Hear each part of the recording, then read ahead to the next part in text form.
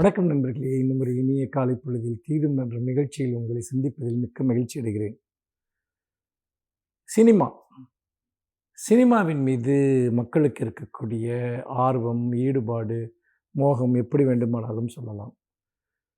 இது இன்றைக்கு எந்த அளவிற்கு மக்களுடைய மனங்களை ஆட்கொள்கிறது என்பதை பற்றி இன்றைக்கு நாம் உரையாடலாம். பொதுவாக சினிமா போன்ற வெகுசன கலைகளுக்கு நிறைய பேருடைய ஆதரவு இருக்கும். அதை சுற்றி நிறைய கொண்டாட்டங்கள் இருக்கும் என்பதில் எந்த சந்தேகமும் இல்லை. அது காலகாலமாக அப்படித்தான் இருந்திருக்கிறது என்று சொல்லலாம். நீங்கள் பழைய காலத்தில் பார்த்தீர்கள் என்றால் தியாகராய பாகவதர் போன்றவர்கள் நடித்த படங்களை எல்லாம் பார்ப்பதற்கு வண்டி கட்டி கொண்டு ஊர் ஊராக மக்கள் செல்லக்கூடிய காட்சிகளை எல்லாம் நாம் வரலாற்று குறிப்புகளிலிருந்து படிக்கிறோம். அது ஒரு பெரிய திருவிழாவாகத்தான் இருந்தது என்பதும் நமக்கு நன்றாக தெரியும். தியேட்டர்களில் மக்கள் ஒரு பெரிய விழா கொண்டாட்டத்தோடு இருந்திருக்கிறார்கள். இன்றைக்கும் நிலைமை அப்படித்தான் இருக்கிறது. பல மடங்கு அதிகரித்திருக்கிறது என்று கூட சொல்லலாம். நடிகர்கள், நடிகைகள் அல்லது சினிமாவினுடைய வேறு சில விஷயங்களையொட்டி நிறைய அது ஒரு எல்லோரையும் இணைக்கக்கூடிய ஒரு மையமாக, ஒரு மையப்புள்ளியாக ஒரு ஊரில் ஒன்று இருக்கிறது என்றால் அது தியேட்டர் தான் என்று சொல்ல வேண்டும். அதாவது நீங்கள் ஒரு திருவிழாக்களில் கூட சில சாதி ரீதியான பாகுபாடுகள் இருக்கும். ஆனால் டிக்கெட் வாங்க முடிந்த எவரும் போகலாம் என்கிற நிலையில் அந்த விதமான ஒரு பொது கொண்டாட்டமாக திரையரங்குகள் இருந்திருக்கின்றன என்பதையும் நாம் பார்க்கிறோம். ஒரு விதத்தில் கலைகளை ஒரு குறிப்பிட்ட சமூகத்தினர் மட்டுமே பயன்படுத்தி வந்த நிலையில் அதற்கு ஒரு மாற்றாக சினிமா வந்தது என்பதும் நமக்கு நன்றாக தெரியும். ஆனால் இளைஞர்களிடம் சினிமா மீது காட்டப்படுகிற இந்த பெரும் தீவிரம் என்பது சில சமயம் சில கேள்விகளை எழுப்புகிறது. சினிமா மட்டும்தான் நம்முடைய வாழ்க்கையா? சினிமா மட்டும்தான் நம்முடைய கலையா? இளைஞர்கள் ஏன் சினிமாவில் காட்டுகிற ஒரு பெரும் ஆர்வத்தை அரசியலிலோ அல்லது வேறு சமூக பிரச்சனைகளிலோ பிற கலைகளிலோ காட்டுவதில்லை என்பதை நாம் பார்க்கிறோம்.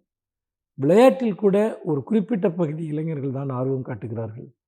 ஆனால் ஒட்டுமொத்தமாக எல்லோருடைய மனங்களும் சினிமாவை சுற்றி கட்டமைக்கப்படுகின்றன. ஒரு படம் வருகிறது என்று சொன்னால் அதை ஒட்டி ஏராளமான அதில் பங்கெடுப்பது, அது சம்பந்தமான பேச்சுக்களில் ஈடுபடுவது, அது நீங்கள் ஊடகங்கள் அனைத்தும் அதை பற்றி பேசுகின்றன. தொலைக்காட்சியோ, சமூக வலைத்தளங்களோ, வானொலி, எதை வேண்டுமானாலும் நீங்கள் எடுத்துக்கொள்ளுங்கள், செய்தித்தாள்கள். அதாவது அது ஒரு அதிசயம் அல்லது அது ஒரு மிகப்பெரிய ஏதோ ஒரு பெரிய திருவிழா என்ற மனநிலை இங்கு கட்டமைக்கப்படுகிறது. அதற்கு பின்னால் ஒரு பெரிய வணிகம் இருக்கிறது என்பதை பற்றியோ அல்லது அதற்கு பின்னால் ஒரு மிகப்பெரிய ஒரு வியாபாரத்தினுடைய சில முனைப்புகள் இருக்கிறது என்பதை பற்றியோ யாரும் யோசிப்பதில்லை. உதாரணமாக ஒரு படம் வந்தால் அந்த படத்தை பார்த்தே விடுவது என்பது இப்பொழுதெல்லாம் ஒரு புனித கடமை போல மக்களுடைய மனதில் கட்டமைக்கப்படுகிறது. இன்னொரு புறம் ஓடிடி போன்ற தளங்களில் இடைவிடாமல் மக்கள் படம் பார்த்து கொண்டே இருக்கிறார்கள் என்பதையும் பார்க்க முடிகிறது. ஒரு கலை சினிமா இயல்பிலேயே எல்லோரையும் ஈர்க்கக்கூடியது என்பதில் எந்த சந்தேகமும் இல்லை.